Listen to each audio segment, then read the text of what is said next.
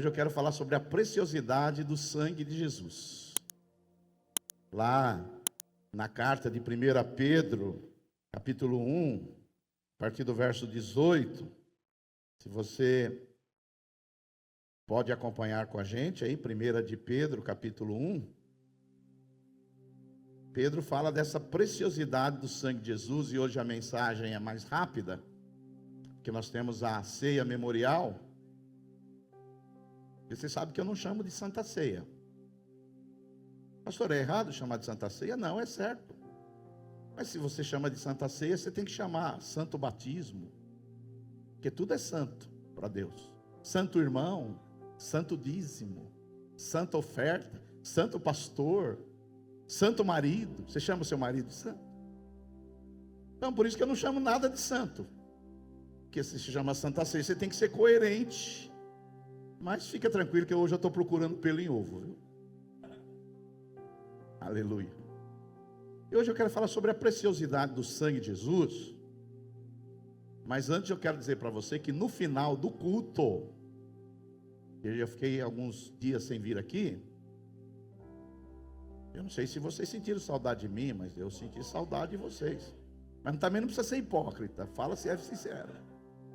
Eu e a pastora Miriam, nós vamos cumprimentar aqueles que quiserem lá no fundo. Por favor, não me deixe sozinho lá, vai lá mesmo que você não queria ir.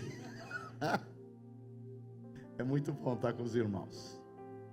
Então nós vamos falar sobre a preciosidade do sangue de Jesus. 1 Pedro, o apóstolo diz assim, versículo 18: pois vocês sabem que não foi por meio de coisas perecíveis, como a prata ou o ouro, que vocês foram redimidos, que vocês foram comprados de sua maneira vazia de viver, transmitida por seus antepassados. A maneira que a gente vivia era vazia mesmo. Mas vocês foram comprados pelo sangue precioso de Cristo, como de um cordeiro sem mancha e sem defeito, nosso cordeiro pascal, conhecido antes da criação do mundo, revelado nesses últimos tempos. Para quê, irmãos? Em nosso favor. E nós vamos falar sobre a preciosidade do sangue de Jesus, e depois nós vamos tomar o cálice que simboliza o sangue de Cristo. Porque Jesus disse que aquele que não comer da sua carne e não beber do seu sangue, não tem parte com ele. E qual é a única maneira da gente comer da carne de Jesus e beber do seu sangue? Participando da ceia. E a preciosidade do sangue de Jesus, ela é de uma maneira assim, às vezes inexplicável. Eu não sei se você sabe, mas nós somos uma igreja da Nova Aliança. Nós nos baseamos no Novo Testamento. Mas há uma linha do sangue de Jesus, do Gênesis até o Cordeiro que é Jesus. Tem uma linha de sangue que começa no Gênesis, e essa linha escarlata, ela vem ali em todo o Antigo Testamento, através do sacrifício dos cordeiros, dos animais, que eles apenas prefiguravam ou apontavam para o verdadeiro cordeiro, que é Cristo. Então, aquele sangue daqueles cordeiros, daqueles animais, eles apontavam para Cristo, porque aqueles cordeiros, na verdade, o sangue deles, ninguém foi salvo devido àquele sangue, porque sangue de animais não tem poder para perdoar pecados. Aquele sangue apenas apontava para o verdadeiro cordeiro que viria, Jesus. Por isso que João Batista, quando viu Jesus, ele disse: esse é o Cordeiro de Deus que tira o pecado do mundo. No Novo Testamento, quando a gente chega no Novo Testamento, você vê o sangue de Jesus, ele sendo derramado. A palavra de Deus, ela é clara, porque sem derramamento de sangue, segundo a Bíblia Sagrada, não há perdão para os pecados. Sangue precisou ser derramado. Por isso que o sangue de Jesus é o tema central da Bíblia Sagrada. O sangue de Jesus começa lá no Gênesis e ele vai até o Apocalipse falando do sangue. Então, o sangue de Cristo, em segundo lugar, ele é o fundamento da nossa salvação. A sua salvação, a minha salvação, ela depende do sangue de Cristo. Lá no céu só estão aqueles que foram lavados pelo sangue de Cristo.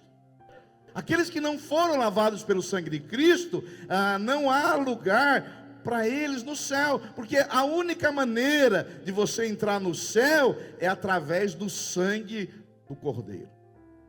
E nessa manhã, rapidamente, eu queria falar sobre 3 aspectos da preciosidade do sangue de Jesus. Eu queria falar sobre o valor do sangue, o poder do sangue e a voz do sangue. Vamos começar então. O valor do sangue.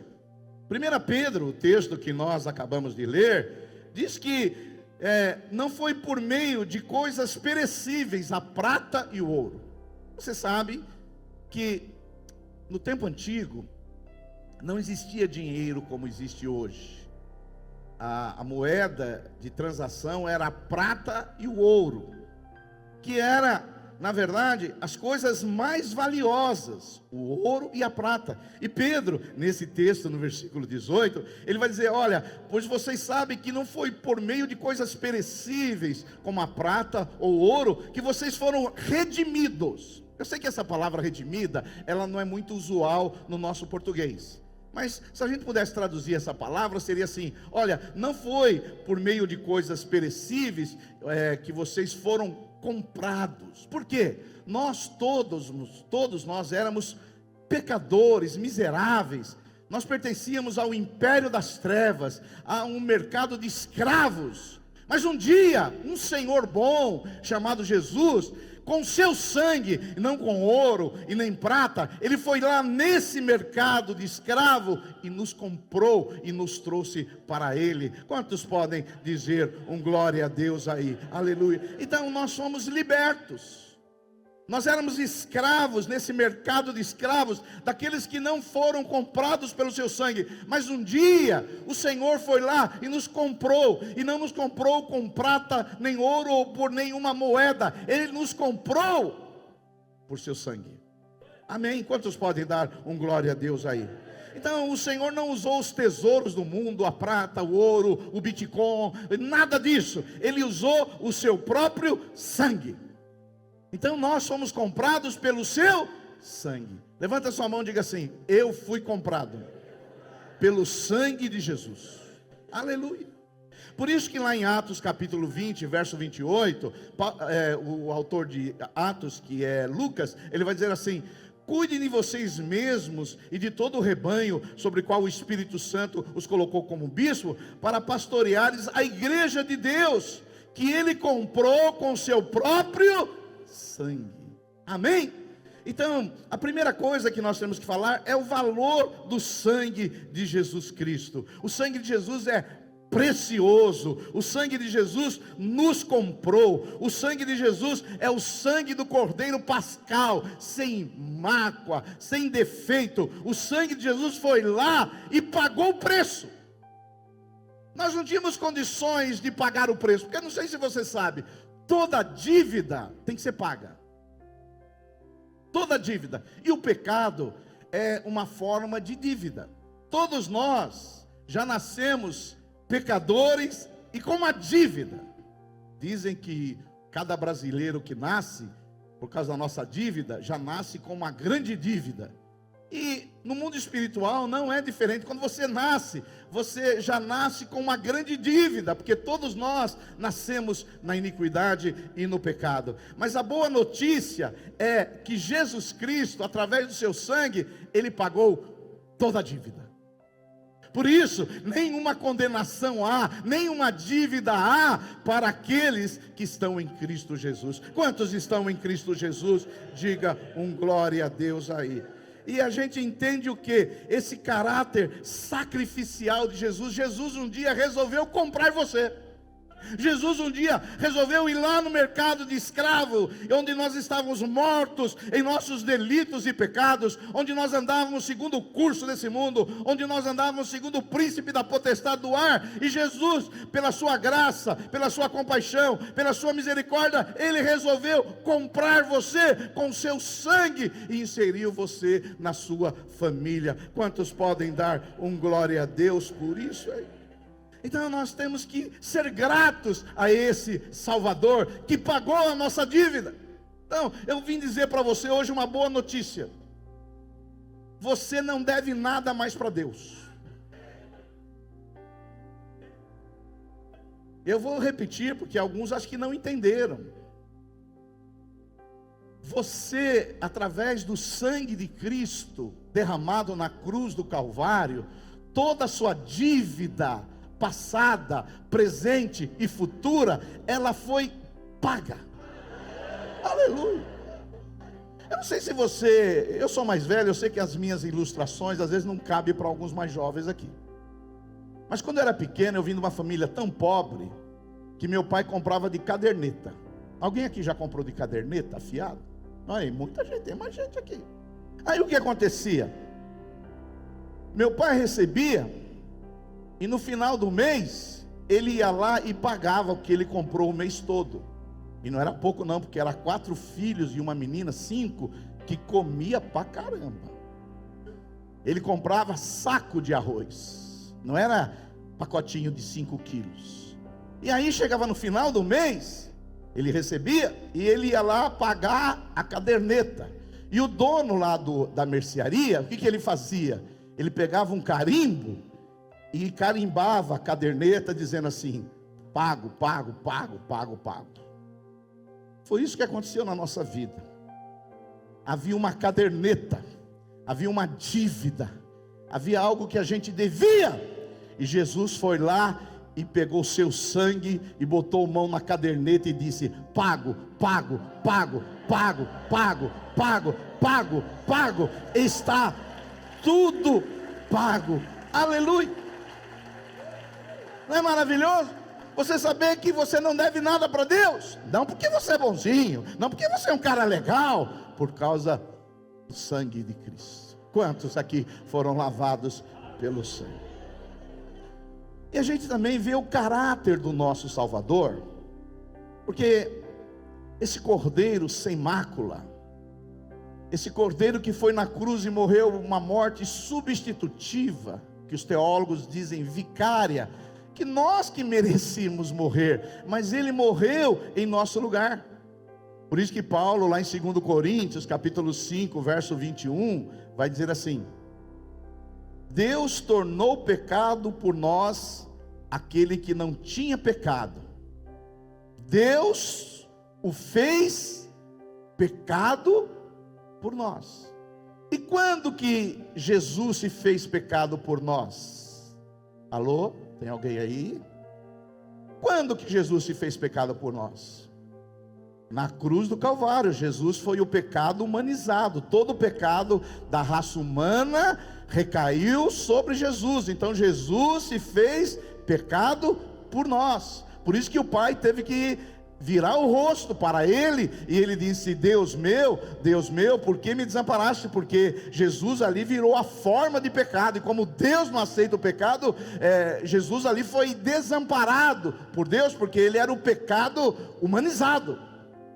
Mas o texto não para aí, continua dizendo assim: para que nele, em Jesus, nos tornássemos justiça de Deus. Eu quero dizer para você, aquele que não cometeu pecado, Jesus, se fez pecado por nós. Para quê? Para que nós fôssemos justiça de Deus. Eu quero dizer para você alto bom som hoje: em Cristo Jesus, pelo seu sangue, você é justiça de Deus. Você foi declarado justo. Por isso que nenhuma acusação há mais para aqueles que estão em Cristo Jesus. Por isso que você não precisa viver mais com culpa. Você não precisa viver mais atormentado. Você não precisa mais ficar com medo de perder a sua salvação. Você não precisa ficar mais com medo de Deus te abandonar. Por quê? Você foi feito justiça de Deus. Olha, eu vou falar para você, o dia que os evangélicos entenderem essa doutrina da justificação, que é pregada desde o século IV, e depois que ela ficou mais clara ainda pelos reformadores, os evangélicos vão parar de viverem atormentados. Porque tem muito evangélico atormentado. Talvez tenha um aí do seu lado. Vive atormentado. Por quê? Será que eu estou salvo hoje? Eu tive um probleminha com a minha esposa. Eu tive um probleminha lá no trabalho. Será que eu estou salvo? Alguns até no dia da ceia. Será que eu sou digno de participar da ceia? Ó, deixa eu falar para você. O dia que você achar que você é digno, não participe. Você vai estar participando indignamente. Então, tem muitos crentes, pastor William, que não deve ser o seu caso, que vivem atormentados. Tem crentes, esses dias nós estávamos falando numa reunião de pastores lá em Goiânia, que eles vivem pior que os católicos. Porque os católicos, pastor Paulo, pelo menos eles têm uma semana de paz. Não sei se você sabe, os católicos chamam a ceia memorial de Eucaristia. Se você foi um bom católico, infelizmente eu não fui um bom católico, mas se você foi um bom católico, você sabe que quando você toma a Eucaristia, você come do corpo de Cristo, você está totalmente perdoado. Então o católico, ele vive uma semana boa, está totalmente perdoado. Só que aí chega no final de semana, ele tem que ir lá confessar o pecado, porque ele está atormentado, porque teve prazo de validade uma semana, e aí ele toma a ceia e fica mal uma semana bem.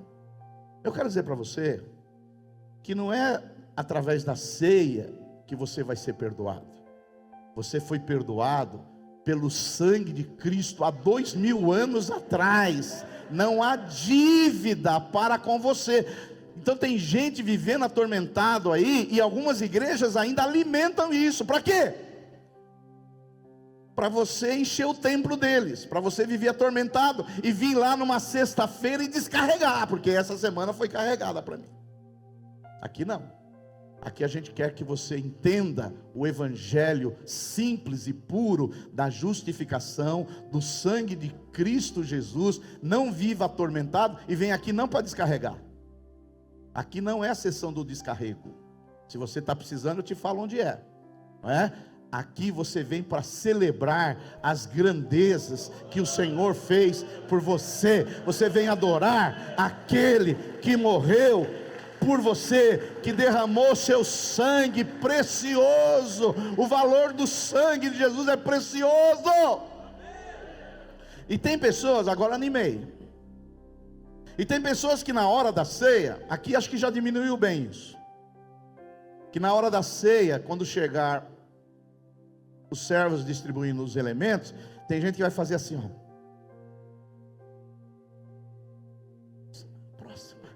Por quê? Eu não sou digno de participar da ceia. Filho, o dia que você achar que é digno, não participe. Ninguém aqui é digno de participar da ceia em si mesmo, mas por causa do sangue de Jesus, que nos lava e que nos purifica de todo pecado, você participa da ceia. Porque quando você faz assim, ó, ele está dizendo na próxima, quem sabe na próxima, se você tiver um bom comportamento, você está dizendo que o seu pecado tem mais valor que o sangue de Cristo. E isso é um insulto para Deus. Não há pecado maior que o sangue de Cristo não lava e não purifica. Quantos podem dar um glória a Deus por isso aí? Aleluia. Por isso, se você brigou com a sua mulher, participa da ceia. Se você estava vindo para cá e alguém deu uma fechada em você e você falou uma coisa errada, participa da ceia. Fala mais um pecado que os crentes cometem aí, me ajudem. Você falou mal de mim essa semana. Você pode vir e participar, mas depois venha pedir perdão para mim também. Para Deus você não precisa, mas para mim você precisa. Não importa, participe, coma da carne e beba do sangue de Jesus, porque o sangue é precioso. Vamos lá, o segundo. Primeiro, o valor do sangue. Segundo, o poder do sangue. Lá em 1 João, o apóstolo diz assim: se porém andarmos na luz. Quantos andam na luz aqui? Eu espero que você esteja andando na luz, né? Por isso que no Natal é até legal que tem mais luzes. Quem é da luz gosta de luz. Agora quem não é da luz gosta de quarto escuro e vela. Quem é da luz, quanto mais iluminada, porque tem gente que é contra o Natal, ele não gosta de luz, filho. Jesus é a luz do mundo. Se porém andarmos na luz, como Ele está na luz, temos comunhão uns com os outros, e o sangue de Jesus, seu Filho, nos purifica de todo o pecado. E se confessarmos os nossos pecados, Ele, Jesus, é fiel e justo para perdoar os nossos pecados e nos purificar de toda injustiça. Então, o poder do sangue de Jesus Cristo. João, ele vai dizer assim: se andarmos na luz, porque nós somos o povo da luz, Jesus é a luz do mundo, e Jesus disse que nós somos filhos da luz. Quem é da luz, a Bíblia diz assim, põe o texto anterior, diz assim: nós temos o que, irmãos? Comunhão uns com os outros. A palavra no grego aqui é koinonia, é gente que gosta de ficar junto. Por isso, vou dizer uma coisa para você: crente gosta de ajuntamento, crente gosta de ficar perto de pessoas. Se você é a pessoa que gosta de ficar sozinho num quarto escuro, você tem problema. Crente gosta de encontrar. Eu gosto quando o povo fica assim, junto. Aqui na igreja mesmo, a gente percebe que tem umas panelinhas. Tem igrejas que o pastor não gosta de panelinha. Eu pessoalmente gosto. Panelinha, esses grupinhos que vão comer junto, que vão passear junto, que tiram férias juntos. Eu gosto de gente. Agora, eu não gosto de panelite. Panelite é quando é uma panelinha que não entra mais ninguém. Mas as panelinhas da igreja aqui, eles são abertos. O pessoal da panelinha, dá um amém, me ajuda aqui, por favor. Amém, vocês aí da panelinha, me ajuda. Eu gosto de comer junto e estar junto. Agora tem gente que quer ficar sozinha. Deixa eu falar para você, a Bíblia Sagrada diz que quem está na luz, ele gosta de ter comunhão, ele gosta de conversar, ele gosta de comer junto, ele gosta de passear junto, ele gosta de encorajar uns aos outros. Isso é maravilhoso. Por isso que é importante você congregar, filho. Deixa eu falar para você, esse negócio de ser crente sozinho em casa não existe. Cristianismo é um movimento plural. Se você vê tudo que é na Bíblia, é no plural. É Pai nosso que está no céu, não é Pai meu. É sempre no plural, é sempre estarmos juntos. Por isso que você, agora eu vou pegar pesado, prepara o estômago. Você que vem na igreja só no dia da ceia, agora prepara. A gente ama você, mas você tem que vir mais vezes. Você é bem comedido hoje, bem comedido. Eu acho que os ares lá desses lugares que eu fiz me fez bem.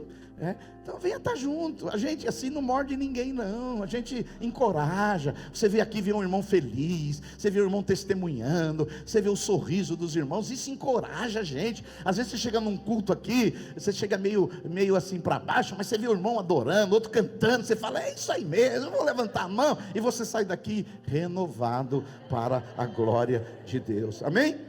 Agora, o poder do sangue, há um poder de libertar você do pecado. Você não precisa ser mais escravo do pecado. Outrora, todos nós nesse mercado de escravo, e Jesus nos libertou com seu sangue, nos inseriu na sua família e nos libertou do poder do pecado. Então hoje nós não somos mais escravos do pecado. Por isso que você vê, quando uma pessoa se converte, ela para de fumar. Não é porque o pastor obrigou ela a parar de fumar. Ela para de beber. Ela para de ir na gandaia. O que mais? Ela para de mentir. Ela para de ficar nervosa. Às vezes só. Ela para porque ela foi o quê? Liberta do poder. Você foi liberto, você não é mais escravo. O diabo, ele pode vir até com uma tentação sobre você, mas agora você tem poder de dizer sim ou não. Antigamente você não tinha esse poder, você era escravo, você não conseguia, mas agora você pode dizer, eu vou pecar ou não, e que sempre você faça a boa escolha. Quantos podem dar um glória a Deus aí? Jesus lá em João 8,34, ele disse assim, eu digo para vocês a verdade, todo aquele que vive pecando é escravo do pecado. Pastor, mas a gente não peca? Peca, mas nós não vivemos na prática do pecado. Pastor, e qual é a diferença de viver no pecado e viver na prática do pecado? Eu vou te dar uma ilustração. Vamos pensar que você vai daqui até a Bahia de carro. Alguém aqui já foi até a Bahia de carro? Amém. É longe. Mas vamos dizer que você até a Bahia fure o pneu 2 vezes do carro. É uma coisa normal? Até a Bahia furar 2 vezes, pastor Sherman? Pode acontecer. Sim ou não? O pecado é um furar pneu. Mas vamos dizer que você vai até o shopping aqui em Mauá e fura 2 vezes o pneu do seu carro. É normal? Aí é muito, filho. É muito. Então nós, crentes, às vezes nós pecamos, porque a Bíblia diz que aquele que diz que não tem pecado, chama Deus de mentiroso. Mas o nosso pneu não fica furando até aqui o shopping, não. Cai um negocinho ali, probleminha ali, mas de vez em quando é um acidente, porque nós somos libertos do poder do pecado. Por isso que Efésios capítulo 1 verso 7 vai dizer assim, nele, em Cristo, nós temos a redenção, por meio de quê, irmãos? O seu sangue, nós temos a dívida paga por meio do seu sangue, o perdão dos pecados. Amém? Então nós agora somos livres. Levanta a sua mão e diga assim, eu sou livre. Eu sou livre, eu sou livre. Quer beber? Pode beber, mas você é livre. Quer fumar? Pode fumar, mas você é livre. Quer ir na gandaia? Pode ir, mas você só vai se quiser, porque Deus te libertou. Isso me lembra, eu já contei aqui, mas vale a pena, aquela mulher em Nova York, falando para um grande pregador, ser crente deve ser muito chato, ser crente deve ser uma coisa horrível. E o pregador falou, mas por que a senhora acha que ser crente é tão horrível? Ela falou, vocês não podem beber, vocês não podem fumar, vocês não podem dançar, vocês não podem ir num baile. E o pregador respondeu, senhora, não é que a senhora pode e eu não posso, é que a senhora quer e eu não quero. Essa é a diferença. Quantos entendeu? Dá um glória a Deus aí. O poder do sangue de Jesus também, ele lida com a punição do pecado. Que lá em Romanos 6:23 diz assim, pois o salário do pecado é o que, irmãos? A morte. Por isso, quando você vê um velório, quando você for no enterro, você pode dizer assim, o pecado ainda existe. Porque tem gente morrendo. Tem gente morrendo, porque o salário do pecado é a morte. Enquanto você vê um velório, é porque o pecado ainda está no mundo. Só para você saber que você não está no céu ainda. Não, pastor, será que eu não estou? Não, você está aqui na terra, porque tem gente pecando e o salário do pecado é morte. Mas o dom gratuito de Deus, qual é, irmãos? É a vida eterna em Cristo Jesus, nosso Senhor. Terceiro lugar, o poder do sangue de Jesus é para lidar com a poluição do pecado. O pecado é sujo, o pecado é imundo. Quando a gente peca, a gente se sente nojento, a gente se sente maldito, a gente se sente desprezível. Mas a Bíblia Sagrada diz que o sangue de Jesus, ele nos lava e ele nos purifica. E lá em Isaías capítulo 1 verso 18 diz assim, vinde pois e arrazoemos, diz o Senhor, ainda que os vossos pecados sejam vermelhos como a escarlata, eles se tornarão brancos como a neve, e ainda que sejam vermelhos como o carmesim, se tornarão como a lã. Diga um glória a Deus. Nós vivemos num mundo em pecado, e às vezes esse pecado é como uma poeira que vai nos sujando. A gente vai se envolvendo, vai se influenciando com as coisas desse mundo. Mas é bom porque quando você confessa para Jesus, o sangue de Jesus te lava, te purifica, e você fica mais alvo do que a neve. Diga um glória a Deus. Então nós falamos do valor do sangue de Cristo, do poder do sangue de Cristo, e para encerrar, a voz do sangue de Jesus. Lá em Hebreus capítulo 12, verso 24, diz assim: e Jesus, diga Jesus, diga Jesus, Jesus. Esses dias um irmão falou para mim assim: pastor, vai Corinthians. E eu falei: vai Corinthians e vem Jesus. Vai Corinthians, vem Jesus. E a Jesus, o mediador da nova aliança, e ao sangue da aspersão, que fala coisas superiores ao que fala o próprio Abel. Versículo 25: tendo cuidado, não recuseis ao que fala, pois se não escaparam aqueles que recusaram ouvir quem divinamente os advertia sobre a terra, muito menos nós, os que nos desviamos daquele que do céu nos adverte. Então, a terceira coisa que eu quero falar para você é que o sangue fala. A Bíblia Sagrada, ela diz lá no Gênesis capítulo 4, verso 10, e disse: que fizeste, Caim? A voz do sangue do teu irmão clama da terra. Então, a Bíblia diz que a voz do sangue ali de Abel clamava. Mas a boa notícia é que a voz de Jesus também clama, dizendo: Pai, perdoa-lhes, porque eles não sabem o que fazem. A voz de Jesus é a voz do perdão e não da acusação. Por isso, se você passar aí sendo acusado na sua mente, fala: pastor, Jesus está me acusando. Jesus não acusa. Quem é o acusador é outro, que eu nem vou falar o nome dele hoje, tanta raiva dele. É outro que fala, que acusa. A voz de Jesus é a voz de quê?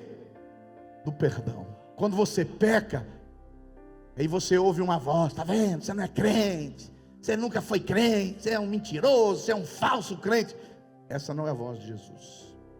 Quando você peca, a voz de Jesus é: filho, você está perdoado. Ah, pastor Silvio, já que é desse jeito, eu vou cair no pecado. Só pelo fato de você pensar isso, eu vou te dizer alto e bom som: você não foi lavado pelo sangue. Se você pensar isso, se você pensar que o sangue de Jesus, que te lavou, que te comprou, esse sangue precioso, é motivo para você pecar, você não conhece.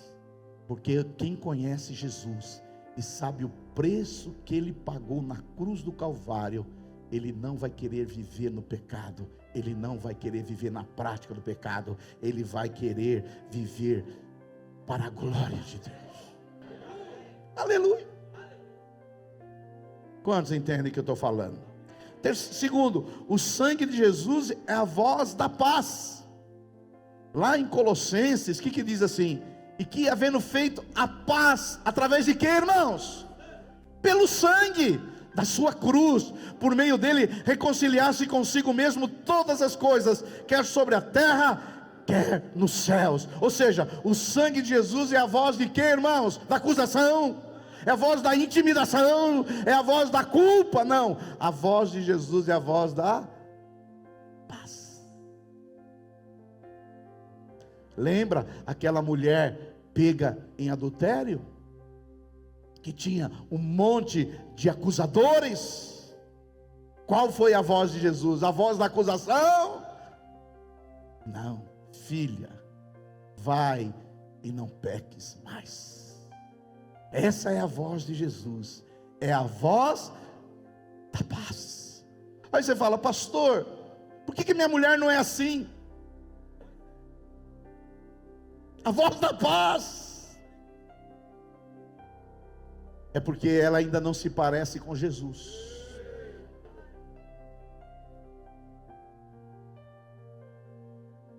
Olha, eu vou dizer para você, eu tenho 38 anos de casado com essa baixinha aqui.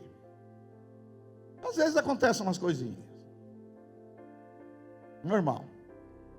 Mas se eu fosse casar hoje, com a experiência que eu tenho, com a idade que eu tenho, vou casar hoje, eu escolheria uma mulher da paz.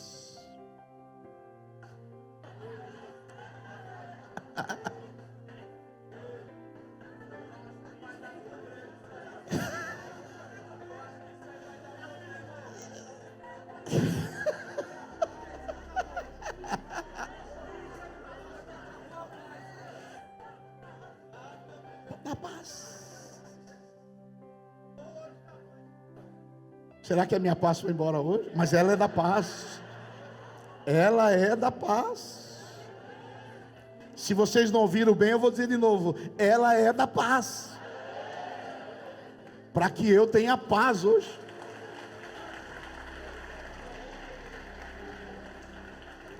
Agora, você casaria com alguém que vive te atormentando?